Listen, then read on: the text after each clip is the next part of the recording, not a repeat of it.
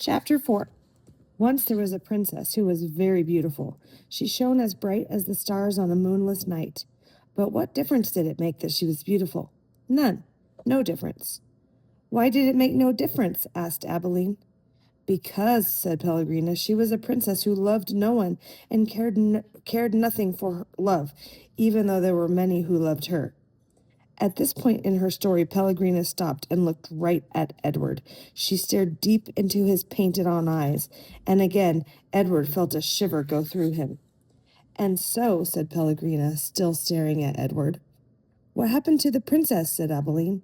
And so, said Pellegrina, turning back to Abilene, the king, her father, said that the princess must marry, and soon after this a prince came from a neighboring kingdom, and he saw the princess, and immediately he loved her. He gave her a ring of pure gold. He placed it on her finger. He said these words to her, I love you. But do you know what the princess did? Abilene shook her head.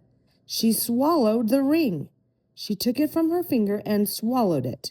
She said, that is what I think of love, and she ran from the prince. She left the castle and went deep into the woods. And so what? Said Abilene. What happened then? And so the princess became lost in the woods. She wandered for many days. Finally, she came to a little hut, and she knocked on the door. She said, let me in. I am cold. There was no answer. She knocked again. She said, let me in. I am hungry. A terrible voice answered her. The voice said, enter if you must. The beautiful princess entered, and she saw a witch sitting at a table counting pieces of gold. 3,622, said the witch. I am lost, said the beautiful princess. What of it? Said the witch. 3,623. I'm hungry, said the princess. Not my concern, said the witch. 3,624. But I am a beautiful princess, said the princess. 3,625, replied the witch. My father, said the princess, is a powerful king. You must help me or there will be consequences. Consequences, said the witch. She looked up from her gold. She stared at the princess. You dare talk to me of consequences? Very well, then, we will speak of consequences. Tell me the name of the one you love. Love, said the princess. She stamped her foot. Why must everyone always speak of love? Whom do you love? Said the witch. You must tell me the name. I love no one, said the princess proudly. You disappoint me, said the witch. She raised her hand and said one word. Farthfiggery. And the beautiful princess was changed into a warthog. What have you done to me? Squealed the princess. Talk to me of consequences now, will you? Said the witch. And she went back to counting her pieces of gold.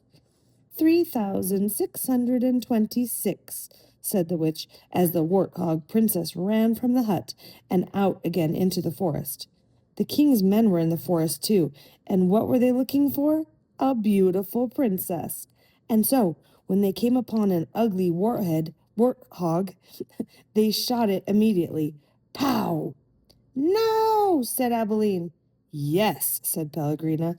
The men took the warthog back to the castle, and the cook split open its belly, and inside it she found a ring of pure gold.